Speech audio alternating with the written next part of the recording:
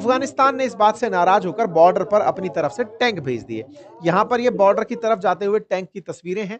फिर इसके बाद में अफगानिस्तान गवर्नमेंट ने अपनी तरफ से उन चौकियों की तस्वीरें जारी की जो पाकिस्तानी चौकियां थी, जिस पर अफगानी फोर्सेज या तालिबानी फोर्सेज पहुंच गई हैं और उन चौकियों पर इन्होंने कब्जा कर लिया है। एक ऐसी ही तस्वीर जिसमें कि सेना के सामने इस तरह से तालिबानी जो व्यक्ति है ये अपने कंधे पर रॉकेट लॉन्चर रख करके फायर कर रहा है, मतलब जिसमें कि पाकिस्तानी आर्मी के साथ में कंधार के अंदर जो फाइट हो रही है वो यहां पर आपको दिखाई दे रही है। तो कुल मिलाकर के कंधार से निकलकर कंधार, काबुल, स्पिन बोल्डक, पक्तिका, ये सब वो क्षेत्र हैं जो इस समय पाकिस्तान के साथ डायरेक्ट फाइट में है।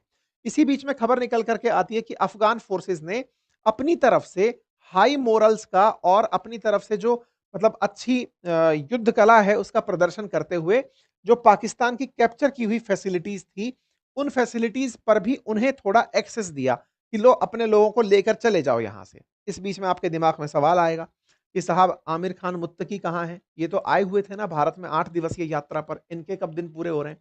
तो भाई साहब आज 15 तारीख है, आपने 10 तारीख के सेशन में सुना था कि ये आए हुए हैं इससे 2 दिन पहले, तो इनके इस बीच में टाइम भी पूरे हो लिए। लेकिन पाकिस्तानियों को लगता है कि भारत ने ही इनकी वजह से सारे हमले करवाए हैं। पाकिस्तान के इंफॉर्मेशन मिनिस्टर तो ये तक कहते हुए पाए गए कि तालिबान के मुखिया को वहां बिठा करके, तालिबान के विदेश मंत्री को वहां बिठाकर चाय पिलाई गई है, जिसके चलते वो हम पर गोले फेंक रहा है। इस जबीबुल्लाह को आपने कई बार सुना होगा।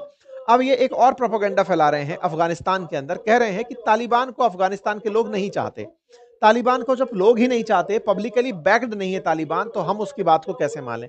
यानी पाकिस्तान अब बुरी तरह से परेशान होने वाला है क्योंकि वो तालिबान को अपने दुश्मन के तरह से प्रिटेंड करना शुरू कर दिया है। पहले तालिबान पाकिस्तान मिलकर चला करते थे, लेकिन अब जिस तरह की ये लोग बयानबाजी कर रहे हैं, कह रहे हैं कि तालिबान की पाकिस्तान अफगानिस्तान के अंदर कोई स्वीकारोक्ति नहीं है। जिस तालिबान ने अमेरिका को वहां से हटाया हो, उसकी स्वीकारोक्ति खत्म हो चुकी है। ये इस तरह से इस बात को बोल करके लोगों को भड़काने का प्रयास कर रहे हैं। पाकिस्तानी सेना का कहना है कि पहले तक तो पाकिस्तान में टीटीपी यानी कि तहरीक तालिबान पाकिस्तान ही सबसे बड़ी कलेश की जड़ थी। अब अफगानिस्तान वाला तालिबान और जुड़ गया है। अब ये दोनों लोग मिलकर के हमारे ऊपर कंबाइंड हमले करेंगे, पाकिस्तानी आर्मी का ऐसा मानना है। खैर, शहबाज शरीफ के पास तो दवा है, कला है, और वो कला का नाम है। खैर, ऐसे में ये ट्रंप के साथ मुलाकात करते हैं। ट्रंप से मुलाकात करते समय इन्होंने जिस अद्भुत कला का प्रदर्शन किया, अपने आम बोलचाल की भाषा में उसे चाटना कहते हैं, उस कला का जब इन्होंने प्रदर्शन किया तो पूरी दुनिया ने इनकी बहुत मजाक बनाई।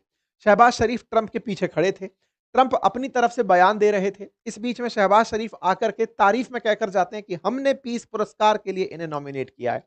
शहबाज शरीफ की इस चाटुकारिता की पाकिस्तान में गजब ट्रोलिंग होती है। पाकिस्तान के सोशल मीडिया के लोग ही इन्हें गजब से कहते हैं कि सर ऐसा भी क्या है, आप एक न्यूक्लियर कैपेबल देश के प्रधानमंत्री हैं, अपने चाटने की इस अद्भुत कला का प्रदर्शन मत करिए, कहीं ट्रंप आपको चाटने के ऊपर ही कोई नोबेल पुरस्कार ना दिला दे। खैर, इनकी इस अद्भुत कला का प्रदर्शन चल रहा था, दुनिया साक्षी बन रही थी, ट्रंप इनके आनंद ले रहे थे। ट्रंप ने इस बीच में एक और पासा फेंका और वो ये है कि ये इन सबके सामने देश के प्रधानमंत्री, भारत के प्रधानमंत्री की तारीफ करते हैं, कहते हैं कि भारत एक अच्छा देश है, वहां के प्रधानमंत्री जो है बड़े फैंटास्टिक हैं, और ये अब लोग दोनों आराम से रह रहे होंगे। और ये पलट करके शहबाज शरीफ की तरफ देखते हैं।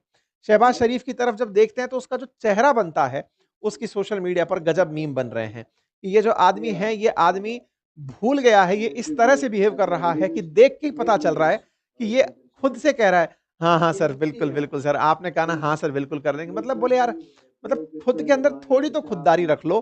पाकिस्तान के प्रधानमंत्री हो, कम से कम पूरे मुस्लिम वर्ल्ड तुम्हारे ऊपर गर्व खाता है कि तुम्हारे पास में न्यूक्लियर बम है, बाकियों के पास नहीं है। उसके बाद तुम इस तरह की हरकत करो कि तुम्हें पपेट बनाकर घूम रहा है। ये मैं नहीं बोल रहा हूं, पाकिस्तान के सोशल मीडिया हैंडल्स पर जहां जाएंगे, पॉलिटिशियंस और लुच्चास and boot lickers Pakistani handles हैं। यहाँ पर क्यूरियस फिलोसफर लिख रहे हैं कि ऐसा कोई भी हमने शहबाज शरीफ जैसा आदमी ही नहीं देखा जो इस तरह की हरकत कर रहा हो। A dog to Trump playing a role of principal of honour, मतलब he is literally behaving like a school child और ए डॉग। वो कुत्ते की तरह बिहेव कर रहा है शहबाज शरीफ, और वो एक मालिक की तरह बिहेव कर रहा है। ऐसे ही यहाँ पर एक आस्क खालिद करके कुछ हैं, ये अपनी तरफ से लिखते हैं कि Shahbaz Sharif suck up to Donald Trump and Sharm el Sheikh, so मतलब गजब तरीके से इनको गालियां दी गई हैं। ऐसे ही एक और पाकिस्तानी हैंडल इनके बारे में कहता है कि so Shahbaz Sharif flatter Donald Trump earlier too, he repeatedly same line in front of international media yesterday, है ना। तो do you want to say want to ये क्या, do you want to say what you said to me the other day. मतलब लोग इनकी गजब तरीके से सोशल मीडिया पर ट्रोलिंग कर रहे हैं। खैर, इस बीच में फिर से अफ़गानिस्तान वाले इस बात को याद दिलाते हैं कि देखो साहब, हम लोगों ने अपनी तरफ से तो सारी चीज़ें सही से प्रदर्शित की। इधर की तरफ क्या होता है कि मुत्तकी साहब का समय पूरा हो जाता है। भारत की इनकी 7 दिवस की यात्रा पूरी हो जाती है और ये अफ़गानिस्तान में पहुँच जाते हैं। ये जब अफ़गानिस्तान में पहुँचते हैं, तो इसी बीच में अफ़गानिस्तान से एक ड्रोन उड़ता है पेशावर में और जाकर के धमाका कर देता है। अफ़गानिस्तान के तालिबान के द्वारा पाकिस्तान के बॉर्डर के आउटपोस्ट पर इस तरह का गोला फेंक करके, जिस तरह से आप यहाँ पर तस्वीरें देख रहे हैं, हमला किया जाता है। ये आपको 3:30 बजे की एक तस्वीर जो है मैं यहाँ पे दिखा रहा हूँ, जिसमें कि एक ड्रोन से हमला करके इस पूरे पोस्ट को निशाना बना दिया जाता है। ये एक गोला गया ड्रोन से जाते हुए और ये यहाँ पर गिरता है और पाकिस्तान की एक चौकी में ब्लास्ट कर दिया जाता है। मतलब कि अफ़गानिस्तान भी पूरी तरह से टारगेटेड हमले कर रहा है। इसी बीच में बात निकल कर के आती है कि पाकिस्तानी साइड ने अपनी डिफीट देख करके, जिसके चलते इनके 12 से अधिक लोग मारे गए, ये सारी खबरें जब बाहर निकल कर आना शुरू होती हैं, तो पाकिस्तान से फेक न्यूज़ चलना शुरू होती है और फेक न्यूज़ में आता है कि इन्होंने काबुल के अंदर हमला कर दिया है और काबुल के अंदर इस प्रकार से धुआँ उठती देखी गई। एक बार के लिए सोशल मीडिया पर चलने लगा कि हाँ, कहीं ऐसा तो नहीं है काबुल में हमला हो गया है। लेकिन बाद में पता चलता है कि जिस हमले को पाकिस्तानी मीडिया कह रही थी कि एयर स्ट्राइक की है हमने अफ़गानिस्तान में, बाद में पता चलती है कि वो एक एयर स्ट्राइक नहीं थी, अपितु एक ऑयल टैंकर में आग लगी थी। एक एक्सीडेंट हुआ था, ऑयल टैंकर में आग लगी और उस ब्लास्ट के बाद में इस तरह से तेल फैल गया था। इसको पाकिस्तानियों ने पाकिस्तान में क्लेम ये कर दिया कि हमने काबुल के अंदर एयर स्ट्राइक की है। इस पर उनकी बहुत ज़्यादा किरकिरी हुई, बहुत बेइज्जती हुई कि साहब टैंकर फटा है, कोई हमला नहीं था। खैर पाकिस्तानी मीडिया की फिर से मजाक बनती है कि साहब एयर स्ट्राइक कह दिया जिसमें कि एक टैंकर फटा था, एक एक्सीडेंट को इन्होंने एयर स्ट्राइक कह दिया। तमाम तरह की चीज़ें निकल कर आती हैं, लेकिन इसी बीच में तालिबान के द्वारा इनके पेशावर के अंदर अफ़गानिस्तान से चले हुए ड्रोन से हमला कर दिया जाता है, जिसकी तस्वीरें पब्लिक हो जाती हैं। सारी चीज़ें चल रही होती हैं, सब चीज़ों में लड़ाई झगड़े अपने-अपने लेवल पर तेज़ी से बढ़ते चले जाते हैं। सिक्योरिटी सोर्सेज़ पाकिस्तानी फोर्सेज़ के साथ में बात करती हैं कि स्पिन बोल्डक एरिया में बातों को रोक दिया जाए। अफ़गान ब्रिटेन और ब्रिगेड और बटालियन के तबाह होने के दावे किए जाते हैं। कहा जाता है कि हमने अफ़गानिस्तान को बहुत नुकसान पहुँचा दिया। कुल मिलाकर के स्पिन बोल्डक क्षेत्र में अफ़गानिस्तान का नुकसान होने की खबर निकल कर आती है। लेकिन इसी बीच में फिर एक खबर आती है और वो ये कि पाकिस्तान और अफ़गानिस्तान 48 घंटे के सीज़ फायर के लिए तैयार हो गए। तो आज शाम को ये खबर छप के आती है पौने 8 बजे कि ये दोनों लोग सीज़ फायर के लिए तैयार हो गए हैं। और सीज़ फायर की खबर को अफ़गानिस्तान की मीडिया में इस तरह दिखाया जाता है कि spokesperson of Islamic Emirate of Afghanistan Zabihullah Mujahid ने टोलो न्यूज़ से कहा है कि at request and insistence of Pakistani side a ceasefire between the two countries will take effect today after 5:30 PM. ये वही 5:30 पीएम है जो भारत के साथ ऑपरेशन सिंदूर के समय पर पाकिस्तान ने किया था। पता नहीं 5:30 का इनका क्या लफड़ा है। कुल मिलाकर के पाकिस्तान ने अफ़गानिस्तान से कहकर सीज़ फायर की आज डिमांड कर ली है। अब ध्यान से देखिएगा, इसे जैसे ही मीडिया में छापा गया, पाकिस्तान इस बात से चिढ़ेगा कि हमारी फिर से बेइज्जती हो गई, सीज़ फायर हम माँगते हैं, लेकिन दुनिया वाले इसे पब्लिक कर देते हैं। जैसे भारत ने भी साफ कहा था कि पाकिस्तान के कहने पर सीज़ फायर किया है, पाकिस्तान से कॉल रिसीव हुआ है, ये भारत ने इन्फॉर्म किया था। अफ़गानिस्तान ने भी वही कहा है, पाकिस्तान की तरफ से सीज़ फायर का कॉल आया था। अब पता है क्रेडिट के नाम पर कौन आदमी निकल कर आएगा? ट्रंप, जो कहेंगे कि मैंने कहा था पाकिस्तान से कि कॉल करके कहो कि सीज़ फायर करना है और इसके बाद मैं दुनिया में कहूँगा कि मैंने नवा युद्ध रुकवा दिया है। क्यों? क्योंकि एक पार्टी को जब आप कह देते हो कि तू चुप रहेगा, तू पिटता रहेगा, तो दूसरी पार्टी भी कितने दिन तक मारेगी? भारत ने भी पाकिस्तान के केस में यही किया था कि अगर पाकिस्तान रिप्लाई नहीं करता है, तो हम उसे नहीं मारेंगे। ट्रंप इस बात को कहते हैं कि उन्होंने सीज़ फायर कराया। कैसे? पाकिस्तान को चुप करा के कि भाई अब तू रिप्लाई नहीं करेगा, शांति से बैठ जा। शांति चाहता है तो शांति से बैठ जा। पाकिस्तान चुप हुआ, इसका क्रेडिट वो अमेरिका को देता फिरता है कि इन्होंने सीज़ फायर करा दिया, भारत के उसूलों का सीज़ फायर। ऐसे ही अफ़गानिस्तान ने इनके साथ सीज़ फायर किया क्योंकि पाकिस्तान ने डिमांड किया है। अब कल को ये जाकर कहें कि हमने अमेरिका की मध्यस्थता में सीज़ फायर करा दिया, तो ये न्यूज़ आपको बाद में ऐसे ही दिखाई देगी। खैर फिलहाल के लिए ट्रंप से इनको उम्मीदें तो होंगी कि हमने उनके कहने पर किया है।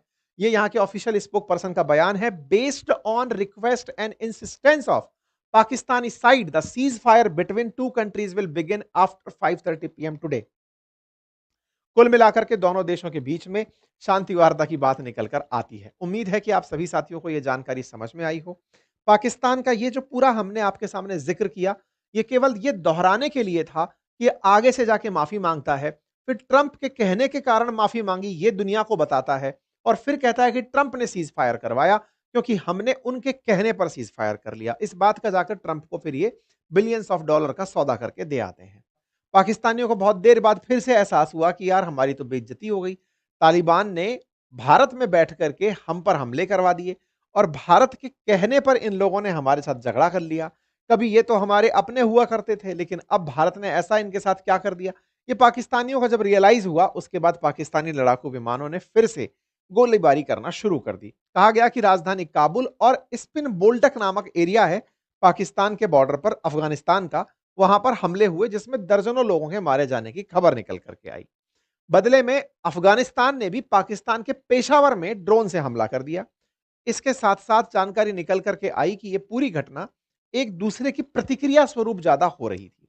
अगर मैं पूरी टाइमलाइन आपके सामने रखूँ तो शुरुआत खैबर पख्तूनवा में टीटीपी का पाकिस्तानी सैनिकों पर हमला बड़ा कारण बना था, जिसमें 23 पाकिस्तानियों की मौत हुई थी, सैनिकों की मौत हुई थी। इसकी बदले की कार्रवाई में पाकिस्तान ने काबुल में हवाई हमला किया।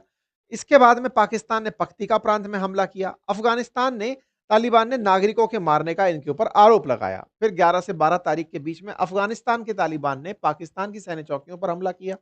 58 सैनिकों को मार गिराया। 12 अक्टूबर के दिन पाकिस्तान ने कंधार और हेलमंद प्रांत में ड्रोन से हमले किए। इसी बीच में पाकिस्तान ने कतर से और सऊदी से कहा कि कृपया करके शांति करवा दीजिए। न्यूज़ निकल कर आती है, कतर के द्वारा दोनों देशों से कहा जाता है कि कृपया करके शांति बनाए रखिए। सऊदी ने इन दोनों के बीच में, क्योंकि सऊदी बहुत ट्रोल हुआ था इस दौरान जब अफगानिस्तान पाकिस्तानियों को मार रहा था। ट्रोल इस बात पर हुआ था क्योंकि सऊदी ने पाकिस्तान के साथ कमिटमेंट लिया हुआ है कि यदि पाकिस्तान पर कोई हमला होगा तो वो सऊदी पर भी माना जाएगा। तो सऊदी इस हमले के बावजूद चुप बैठा हुआ है। इससे पाकिस्तान में भी बड़ी किरकिरी हुई और पाकिस्तान की अंतर्राष्ट्रीय स्तर पर बड़ी किरकिरी हुई। खैर, इस खबर के अंदर आगे बढ़ते गए तो ये न्यूज़ निकल कर आई कि पाकिस्तान ने कतर और सऊदी से कहा कि कृपया करके हमारी जंग रुकवा दीजिए। लेकिन इस तरफ तो इन्होंने बातचीत की कि जंग रुकवा दीजिए। ये बात जब बाहर निकल कर आई कि अमेरिका बुरा मान जाएगा। क्यों? क्योंकि शर्म अल शेख के अंदर इजिप्ट में ट्रंप से शहबाज शरीफ मुलाकात करने वाले थे। शहबाज शरीफ मुलाकात करने वाले थे, सऊदी क्राउन प्रिंस इजिप्ट नहीं गए थे। ऐसे में कहीं न कहीं इन्हें फिर से ट्रंप से ही बड़ी उम्मीदें ज निकल कर आई कि मैं उनसे जाकर कहूँगा कि कृपया करके थोड़ी तो हमारी इज्जत रखवा लो। ट्रंप ने कहा ठीक है, एक बार फ्री हो जाऊँ, तब तक तुम मामला चलाओ, फिर मैं तुमको तुम्हारी जान बचाऊँगा, तब मैं सीज़ फायर करवाऊँगा। लेकिन इस बीच पाकिस्तानी सेना ने अपनी तरफ से काबुल के कुछ इलाकों में ड्रोन से हमले कर दिए। नाराज हुए तालिबानी टैंकर लेकर रात को ही निकल पड़े। भाई साहब, तस्वीरें निकल कर के आती हैं 15 अक्टूबर की, यानी कि आज की सुबह की तस्वीरें हैं जिसमें आप टैंकर्स को बॉर्डर की तरफ तेजी से जाते हुए देख सकते हैं। काबुल पर हुए हमले के बाद में जिस तरह की न्यूज़ निकल कर आना शुरू होती है, सुबह बात निकल कर के आती है कि स्पिन बोल्डक एरिया के अंदर अफ़गान फ़ोर्सेज़ और पाकिस्तानी फ़ोर्सेज़ आज के दिन आमना-सामना कर रही हैं। ऐसे में न्यूज़ निकल कर आती है कि Afghan forces are advancing in this area, यानी कि अफ़गानिस्तान की फ़ोर्सेज़ ने डूरंड लाइन पार कर ली है और वो पाकिस्तान की तरफ एंट्री कर गई हैं। मैप पर अगर देखेंगे तो ये रहा स्पिन बोल्डक। इससे पहले जो हमला हो रहा था वो पक्टिका क्षेत्र के अंदर हो रहा था। पक्टिका और कंधार को टारगेट बार-बार बनाया जा रहा था, काबुल को टारगेट बनाया जा रहा था, लेकिन अब स्पिन बोल्डक एरिया चर्चा में आया और इस क्षेत्र से पाकिस्तान की तरफ चीज़ें निकल कर आई। तो ये पक्टिका था, स्पिन बोल्डक नीचे की तरफ है। इन क्षेत्रों में पहले हमले हो रहे थे और पक्टिका से अब यहाँ से हमले आगे की तरफ निकल गए। तो कुल मिलाकर के पाकिस्तान-अफ़गानिस्तान के बीच के असल झगड़ों में इन दोनों के बीच की एक सीमा रेखा, जिसे डूरंड रेखा के नाम से जाना जाता है, जो 1893 में उस समय के ब्रिटिश भारत और अफ़गानिस्तान के बीच में तय की गई थी। 132 साल पहले इसे सीमा माना गया था। इस सीमा को लेकर के ही सबसे पहला विवाद इन दोनों देशों के बीच शुरू हुआ। अफ़गानिस्तान ने कहा कि वो इस चीज़ को नहीं मानता है। अफ़गानिस्तान ने कहा 1892 के 93 के फैसले को हम क्यों मानें? हमारे ही खैबर पख्तून जो समुदाय थे वो इसने बाँट दिए, तो हम इसे नहीं मानते। हमारे ही कबीले दोनों तरफ रहते हैं, तो हमारा क्षेत्र थोड़ा ज़्यादा होना चाहिए। क्योंकि पाकिस्तान ने धीरे-धीरे इस डूरंड लाइन को गायब करते हुए अफ़गानिस्तान का हिस्सा कब्जाने की सोची थी। लेकिन इस बात का जब अफ़गानिस्तान को एहसास हुआ, जब उसके तालिबान के शासन कब्जे में आया, उसने इस बात का विरोध करना शुरू किया कि हम डूरंड लाइन भी नहीं मानते, हम अपना क्षेत्र मानेंगे जहाँ हमारी पख्तून कम्युनिटी रहती है, हम पूरे क्षेत्र को चाहते हैं। इस तरह से इन दोनों के बीच में शुरुआती कलेश होने शुरू हुए। 15 अक्टूबर यानी आज के दिन जब शुरुआत दिन की हुई, तब एक-दूसरे के ऊपर बम गोले फेंकने की बातें निकल कर आई। इस बीच में खबर आती है कि पाकिस्तानी एग्रेसर्स ने सोल्जर्स के मरने पर अपनी तरफ से अफ़गानिस्तान से रिक्वेस्ट किया कि कृपया करके थोड़ी देर शांति रखिए, हम अपने सैनिकों की डेड बॉडीज़ को यहाँ से ले जाना चाहते हैं। अफ़गानिस्तान वाले रुक भी गए, ये खबर निकली है।